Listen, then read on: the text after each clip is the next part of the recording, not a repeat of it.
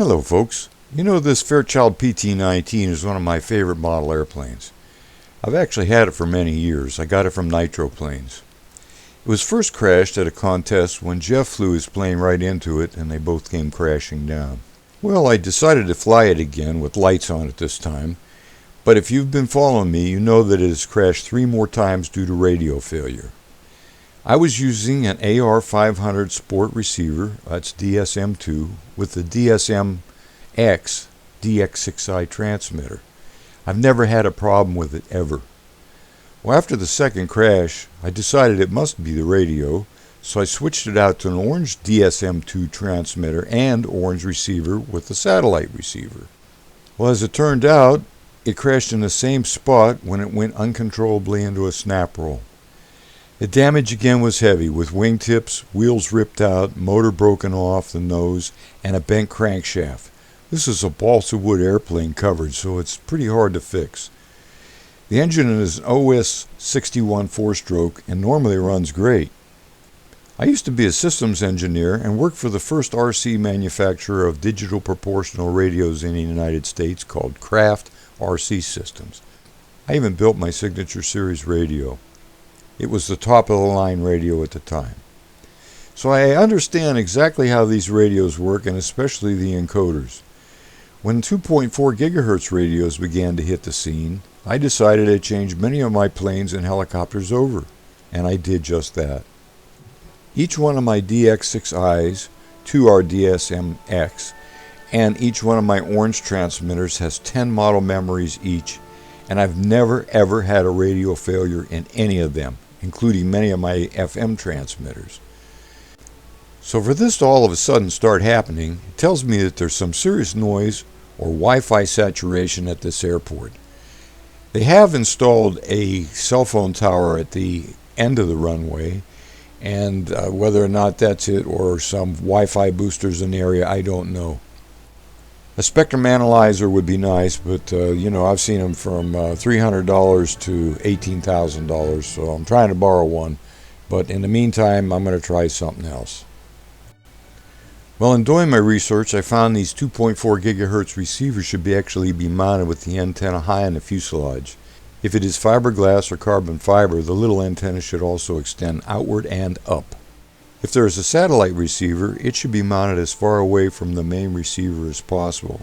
And that little antenna should also be located through the fuselage and out at a 90-degree angle from the main receiver antenna.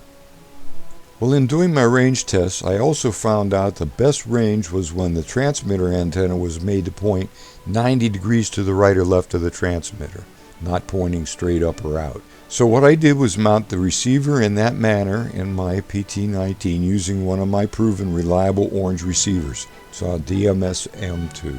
And to take care of the transmitter antenna, I decided to purchase a Spektrum DX8 Generation 2.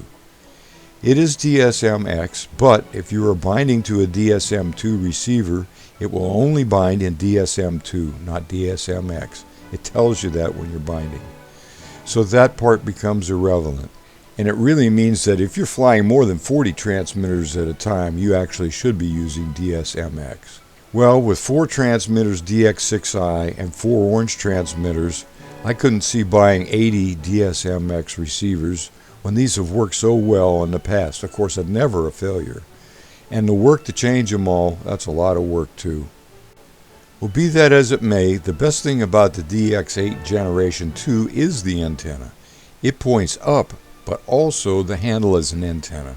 This gives a pretty wide spread of the signal with virtually no cone of silence like on an original radio. So they know what was going on when they designed it.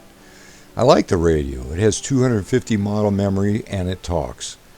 I rarely take my eyes off the plane and try to study the screen to figure out the data being transferred back from the plane, so that part's not even important to me. So with a rock solid connection and a range check, I'm going to attempt to fly it again tonight, hoping I straightened out the engine crankshaft so it doesn't vibrate too much and all will be well. So let's see what happens. Here we go. I'm quite a ways away here, sitting on the ground. What happens if I turn this on? We'll also note my auto gyro, the Flying Man, the T-28, and my other airplanes all flew fine at the airport. The engine outs I found were fuel problems, not radio problems, on the Scimitar and a Nexus Heli. Only the PT-19 had the problem, and my test device. Well, that said, I feel a lot more confident now with the PT-19 because I relocated the receiver and the new DX8 flying on DSM-2 that it bound to by default, as there was no way to bind it to DMS2X anyway. Still working. That's a good sign. Turn the lights on!